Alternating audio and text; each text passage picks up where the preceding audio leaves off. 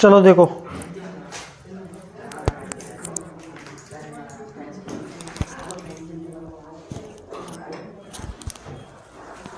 तो अपन शुरू कर रहे हैं नया चैप्टर। नाम क्या है?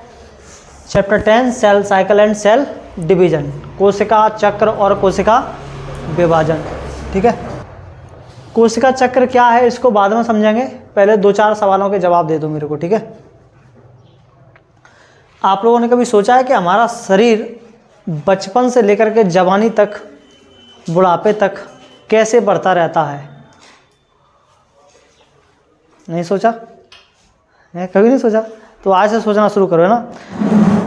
जब हमें चोट लगती है तो हमारे घाव कैसे भर जाते हैं? सही बात है ना? सोचा कभी?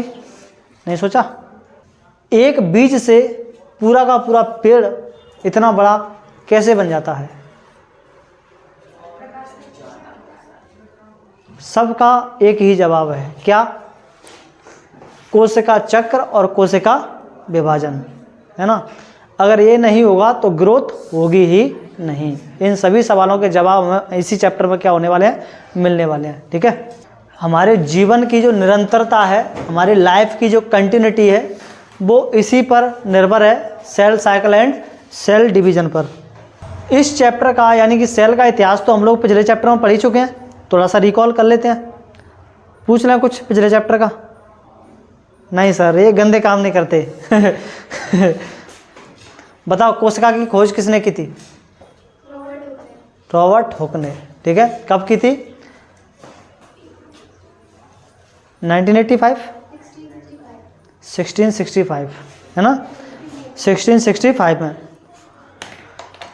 उसके बाद 2 साइंटिस्ट और आते हैं तुम्हारे, कौन सा? स्लीडन और स्वाचन था, कौन था? स्वान। ठीक है, हाँ, इन्होंने क्या बताया था? इन दोनों ने क्या बताया था कि सभी जीव किससे बने हुए हैं? सेल से बने हुए हैं, यानी कि कोशिकाओं से बने हुए हैं। ठीक है, उसके बाद कुछ और साइंटिस्ट आते हैं जिसने एक फेमस एक लाइन बोली थी, है ना। उस लाइन का नाम क्या था? क्या कहते हैं उसको? है ओमनिस सेलुली, ओमनिस सेलुला ई सेलुला, ओमनिस सेलुला ई सेलुला, है ना। इसका मतलब क्या है? पुरानी कोशिकाओं से ही नई कोशिकाएं बनती हैं। ठीक है, ये कब बताया था इन्होंने? 1855 में। नाम क्या था? Rudolf Virchow. क्या नाम था? Rudolf Virchow. ठीक है,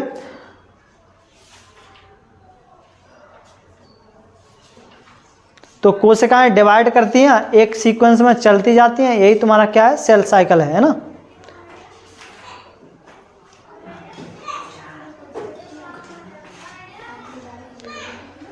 अगर कोशिकाएं डिवाइड करना बंद कर दें, विभाजन करना बंद कर दें, तो क्या क्या होगा बताओ? ग्रोथ होगी? किसी भी तरह की कोई लाइफ एग्जिट कर पाएगी? नहीं कर पाएगी। ना तो ग्रोथ होगी, ना हीलिंग होगी, ना लाइफ, है ना, कुछ नहीं होगा। हैं? मरी हुई कोशिकाएं होती हैं? सच में? मुझे नहीं पता, पता नहीं।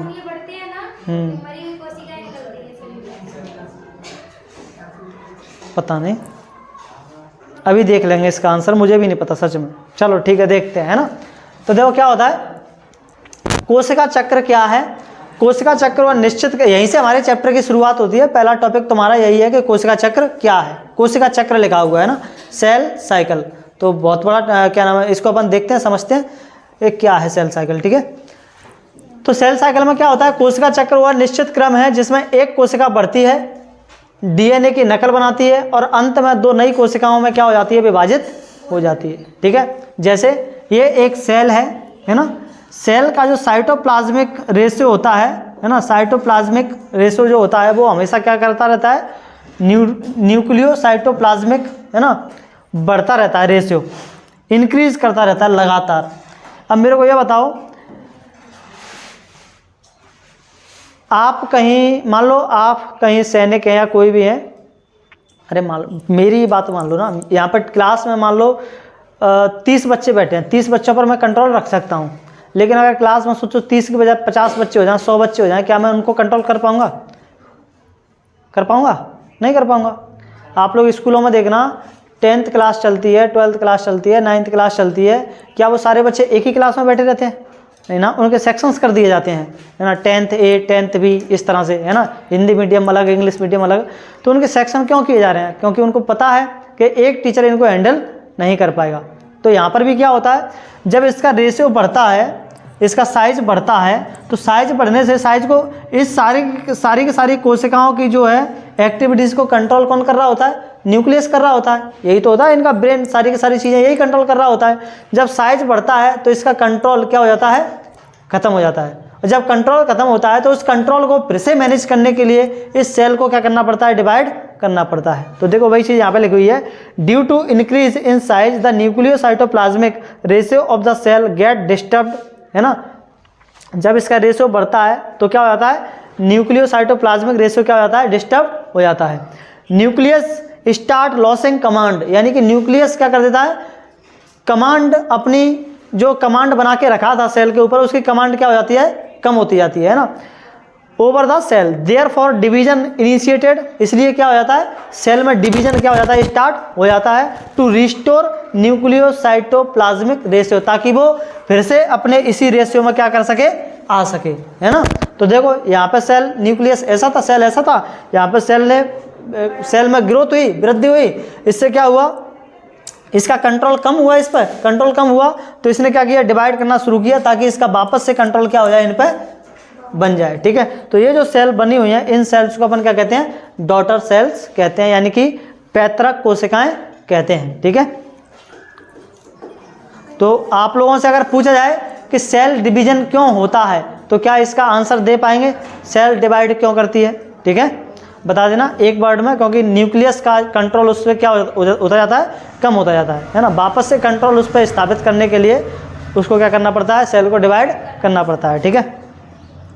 एक हेडिंग बनाओ, कोशिका विभाजन क्यों जरूरी? कोशिका विभाजन क्यों जरूरी है? Why importance of cell division.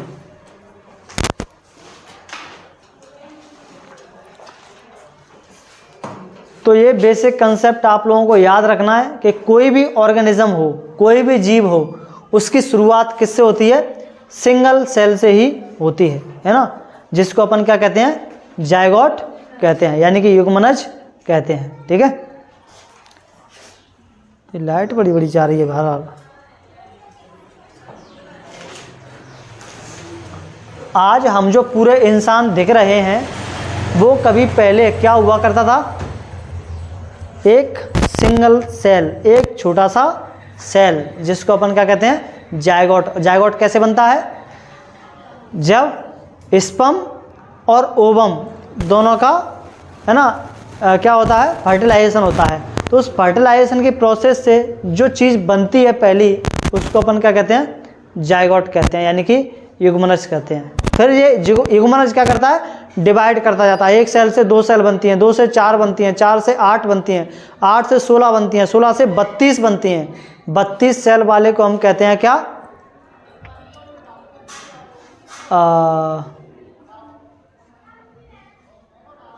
भ्रूण। क्या कहते हैं? भ्रूण। 32 सेल वाले को हम कहते हैं भ्रूण।